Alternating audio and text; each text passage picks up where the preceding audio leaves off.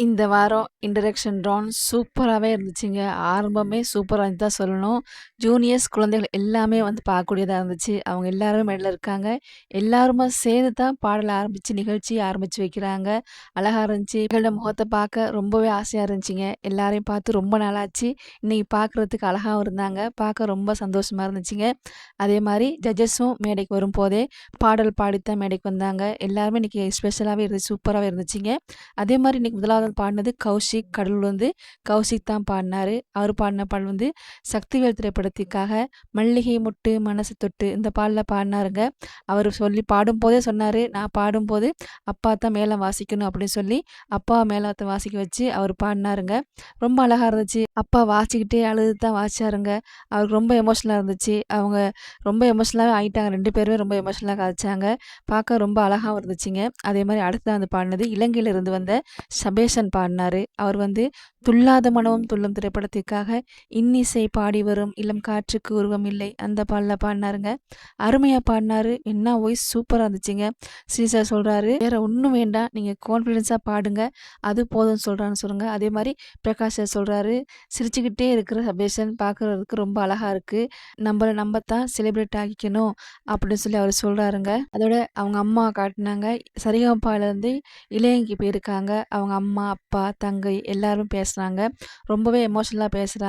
அதோட அம்மா சபேஷனுக்கு ஒரு கிஃப்ட்டும் அனுப்பியிருக்காங்க. அவங்க விபூதியும், அதோட அவங்க சாரியும் அனுப்பியிருக்காங்க. சபேஷன் சொல்றாரு, "ஊர்ல இருக்கும்போது போர்வையா அம்மாவோட சாரிய தான் போத்திக்குவேன். இங்கே வந்து ஒண்ணும் கொண்டு வரல. அதனால தான் அம்மா அனுப்பியிருக்காங்க." அப்படின்னு சொல்லி அவரு சொல்றாருங்க. அதோட அடுத்ததா வந்து பாடுனது அருண் ராஜேந்திரன் பாடினாரு. அவர் வந்து ரிதம் திரைப்படத்திற்காக "தனியே தன்னன் தனியே நான் காத்து காத்து நின்றேன்" அந்த பாடல பாடினாருங்க. அவ்வளோ அழகா பாடினாரு. சூப்பராவே பாடினாருங்க. அவருடைய காதலி மட்டும் இல்லன்னு சொன்னா, இப்படி ஒரு பாடகர மிஸ் பண்ணியிருப்போம். அவங்க தான் இதுக்கெல்லாம் காரணம். அவங்க சொல்லி தான் அவரு பாடவே வந்தாரு. சூப்பராவே பாடினாருங்க. ஜட்ஜஸ் எல்லாமே எழுந்து நின்று கை தட்டினாங்க. அந்த அளவுக்கு ஒரு பாடல் இருந்துச்சு. அவ்வளோ அழகா பாடினாரு. அதோட அவங்க காதலியும் பேசினாங்க. அவங்க ஒரு வாய்ஸ் அனுப்பியிருந்தாங்க. அவருக்கு விஷ் பண்ணி பேசியிருந்தாங்க. அதோட அவருக்கு பிளாட்டினம் ஷவரும் கிடைச்சிச்சுங்க. சூப்பராவே பாடுனாரு. அதே மாரி அடுத்து வந்து பாடுனது அறிவழகன் பாடுனாரு. அவரு வந்து பாடின பாடல் வந்து அயோத்தி திரைப்படத்துக்காக "காற்றோடு பட்டம் போல இந்த வாழ்க்கை தான்" அந்த பாடல பாடினாருங்க. ரொம்பவே அழகா பாடினாரு. ரொம்ப எமோஷனலா இருந்துச்சு இந்த பாட்டு.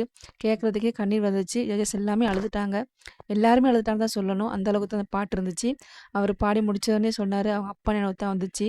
அப்பா நினைச்சு ரொம்பவே கவலைப்பட்டாருங்க. அப்பா இருக்கும்போது நான் அவருக்கு ஒண்ணுமே செய்யல. சும்மா சுத்தி திரிஞ்சுட்டு கபடி, காளை அடக்குறதுன்னு சொல்லி இருந்துட்டேன். அப்பா இல்லாம போனதுக்கு அப்புறம் தான் இந்த உலகமே எனக்கு தெரிஞ்சுச்சு.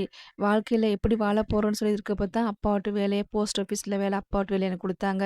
அவர் இருந்தாலும் அவர் என்னை வாழ வச்சுக்கிட்டு தான் இருக்கிறாரு அப்படின்னு சொல்லி ரொம்ப எமோஷனலா பேசினாருங்க. அவரு பேசினது மட்டும் இல்லங்க. விஜய் பிரகாஷ் சாரும் அவரோட அப்பா இருந்தத பகிர்ந்துக்கிட்டாரு. ரொம்பவே கவலையா இருந்துச்சு. அவர மேடையில இருக்கும்போது தான் அவர் அப்பா இறந்துட்டாருன்னு சொல்லி நியூஸ் வந்துச்சு. அத சொல்றாருங்க. அவரு தாங்க முடியல. அவர் வெளியில போய் நின்று அழுதுட்டு தான் வந்தாரு. அதே மாரி அடுத்து வந்து பாடுனது பிரதீபா பாடுனாங்க. அவங்க பாட மேடைக்கு வரும் முதலே அவங்க பாடசாலை ஆசிரியர் 2 பேர் மேல வந்து கதைச்சாங்க. பிரதீபா பத்தி ரொம்ப அழகா பேசுனாங்க. அவங்க தான் பாடசாலையில தேசிய கீதமா இருந்தாலும் சரி, தமிழ் தாய் வாழ்த்தா இருந்தாலும் சரி, அவங்க தான் பாடுவாங்களாம். அவங்க தான் பாடசாலையிலே நல்லா பாடக்கூடிய குழந்தைன்னு சொல்லி சொல்றாங்க. அதோட அவங்க பாட்டு எல்லாத்துக்கும் பிடிக்கும்னு சொல்லி சொல்றாங்க. அவங்கனால பாடசாலைக்கு நிறைய நல்ல பேர்கள் கிடைச்சிருக்கு அப்படின்னு சொல்லி சொல்றாங்க. அதே மாரி பிரதீபா வந்து மேலேருந்து பாடுறாங்க. அவங்க பாடின பாடல் வந்து சத்திரியன் திரைப்படத்திற்காக "மாலையில் யாரோ மனதோடு பேச" பாடல பாடுனாங்க. நல்லாவே பாடுனாங்க. பாடி கோல்டன் ஷவரும் கிடைச்சிச்சுங்க. அதோட இந்த வாரம் இன்டராக்ஷன் ரவுண்ட்ல எல்லா குழந்தைகளும் வந்திருக்காங்க. இன்னும் குழந்தைகள் யாரும் பாடல. அடுத்தடுத்த எபிசோட்ல பாடுவாங்க. எப்படியும் இந்த எபிசோட்ல ஜூனியர்ஸ் குட்டீஸ் பாடுறத பார்க்கலாங்க. இந்த சீசன் சூப்பரா இருக்கு. ஜூனியர்ஸும் நிறைய பேர் வந்திருக்காங்க. பார்க்கவே அழகா இருக்கு. ஜூனியர்ஸ திரும்பியும் பார்ப்போம்னு சொல்லி நினைக்கல. இந்த எபிசோட்ல அத பார்க்க கிடைச்சிருக்கு. ரொம்ப சந்தோஷம். அதே மாரி சீசன் 5ல உங்களுக்கு ஃபேவரைட்டான கண்டஸ்டன்ட் யாரு? அப்படின்றதையும் கீழ வந்து கமெண்ட்ஸ் பண்ணுங்க. நன்றி சொந்தங்களே!